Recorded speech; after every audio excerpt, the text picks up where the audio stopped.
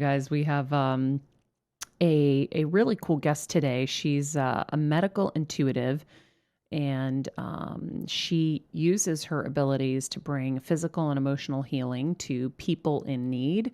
She's worked with celebrities like Montel Williams, who another guest from our show, Tracy Ryan, who created Cannabis Kids.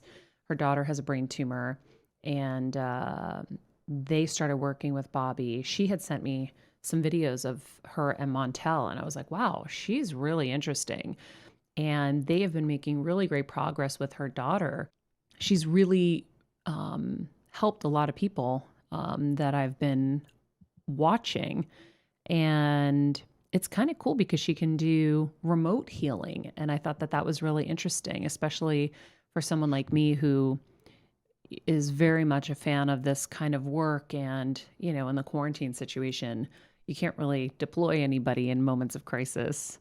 Having somebody like Bobbi that can do it via Zoom is really interesting and really cool. So, Bobbi, for everyone who is listening, explain what you do. Well, my practice is called etheric medicine. I work with the etheric body, the energy body, in order to bring healing. That's one aspect. And I understand I'm gifted, medical, intuitive, and psychic medium, so that I have all the information that I need from spirit to bring forward whatever it is that somebody needs. Say redefining faith, healing, life, and purpose. People have to have faith in what it is that I do and understand that we are all surrounded by spirit, our own guides and God, non-denominational. And in order for people when they're in session with me to have faith that they are surrounded and guided, there's a lot of information that comes through, personal information and unconscious wounds, and because illnesses are emotional wounds, and that's what I know. And since they've been with us since our incarnation, they have all the information. They've been through everything with us. They've felt, seen every emotion, every trauma, every experience, good and bad, that we've ever had. So that brings people into the faith. And then when they have faith that there are things to heal, which we are here to heal. Right? We're in a body. We took a body to heal wounds and to live a life purpose. And we signed up for all of it. So that's a really empowering place to be, because then it gives us power. It gives us all the power. And then once we move into healing and we begin healing and feel the effects of that, right? And things leaving both our physical and our energy bodies. When we feel the density and the heaviness leaving, our life changes, right?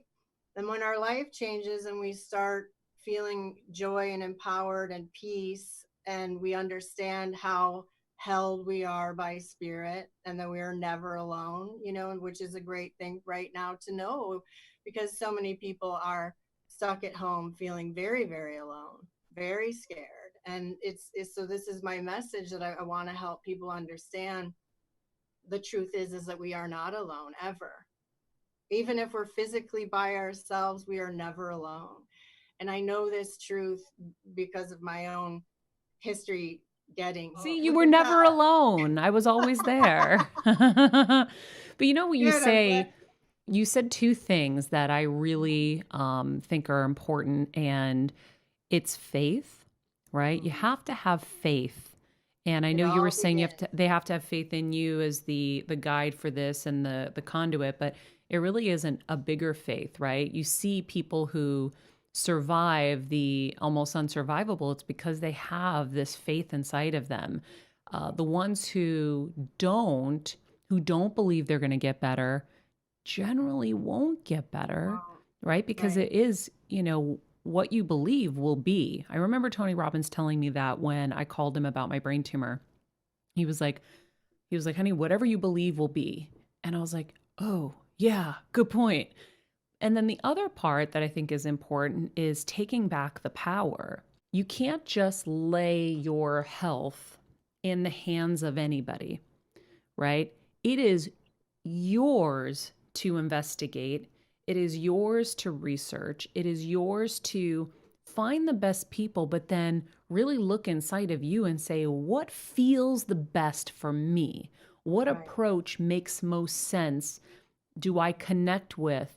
And take that power back. And when you do, you have you will have probably better results than if you lay your faith in, let's say, the first doctor you see, Right. which is what I've seen coaching families and people behind the scenes for the last 2.5 years. They lay their trust in the first doctor they see because they are terrified. And they just say, I trust you, help me. And that doctor, and I've had doctors sit on this couch, the top doctors in the world, and they say, we have 15 minutes with a patient. That's with paperwork. Yeah. So they're looking at your stuff really quickly and they're applying standardized care to you. You might be lucky and have something a little bit better than that, but they don't have the time to necessarily look at it in a holistic way and really look at you individually and make sure that the program that they're laying out is going to be best for you specifically. And that's something that I'm trying to educate people on. And it's hard because, we look at doctors and we're like, oh my God, they're all knowing and they really are the closest thing to God. And they are, but you also have to know where the flaws are in the system. And one of those is diet. They don't get nutrition education. They get 10 or 12 hours, I think it is. Again, Dr. Funk, who sat on my couch, said, she goes, I had no idea how to guide my clients and my patients. And now after researching heavily and writing a book, she's in a whole other position now and knows what she can recommend. But you can't just look at one way to attack a life-threatening issue. And bringing in healers, bringing in nutrition and supplements and different modalities is really, to me, in my humble opinion, having gone through major health journeys in my own home, that is where I attribute our success with my mom, where the median life expectancy is like 5 to 12 months, and now it's going to be 4 years in August for her brain tumor. It's really looking at it full picture and not being afraid to try things that you can't necessarily see or measure scientifically, right? Like, even if working with you, even if you can't bring yourself to understand the results because you can't measure them, can you at least look at it as a placebo effect, perhaps? Well, right? Right. Yeah, for sure. I mean, I get that a lot, but the results are measurable. But the one thing I love that you said is where, and I work side by side with Western medicine, but the thing that's lacking that I'm excited that I know is changing is that we're light beings, we're light bodies, we're highly intelligent, high vibrating light beings, and we don't need to seek to be that. We just need to seek to connect to that. And I say that because you said a minute ago, tune in. If you get bad news or if anything, for any question you have, you can tune in to your peeps, your guides, God, and ask what is it that I need specifically, because we are unique. Like, there is no other person walking the planet right now who has, the same exact wounds.